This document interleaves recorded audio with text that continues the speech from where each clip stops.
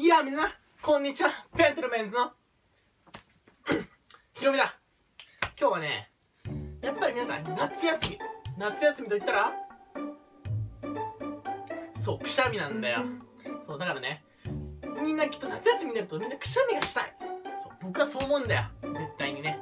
そうだからね、今日はね、もう絶対にね、くしゃみを出す方法ね、僕が教えたいと思います。さあ、まあ準備するものはね、まずこれティッシュです。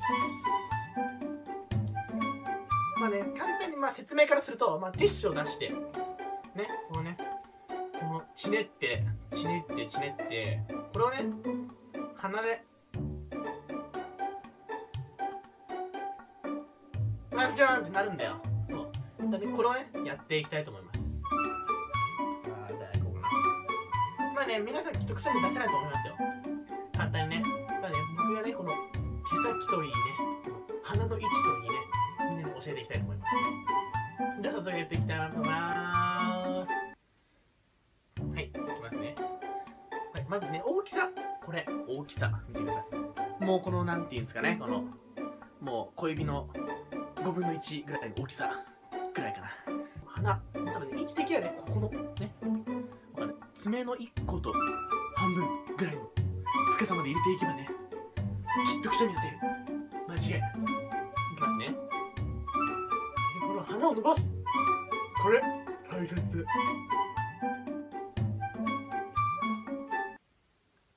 で、その目をちょっと半開きにして、わかるかな。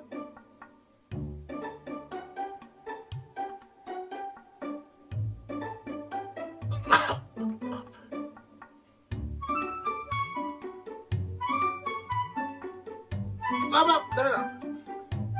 入りすぎちゃいけんとこもいっちゃった。脳幹突入だこれ。ちょっと失敗したんで、もう一回いきますね。これ妹の部屋だった。まあ、いっか。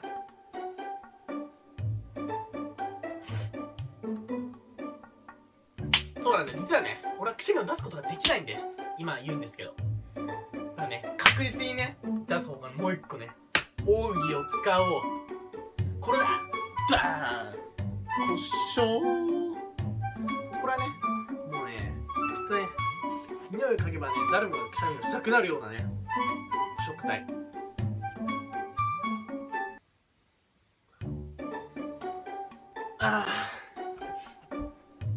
確実に出せる方ですよ。見せてください。この鼻こよりでもくしゃみが出ない人のための動画。そう。それがまさしくきっと同じような大きさで、この先っぽにね、胡椒をつけるんですよ。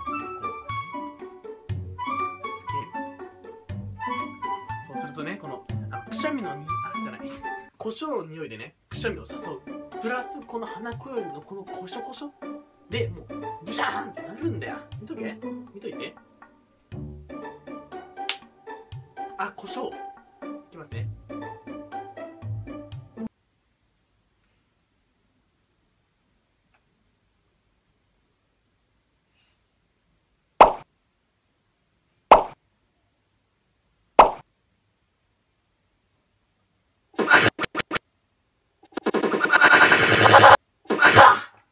ほら出た。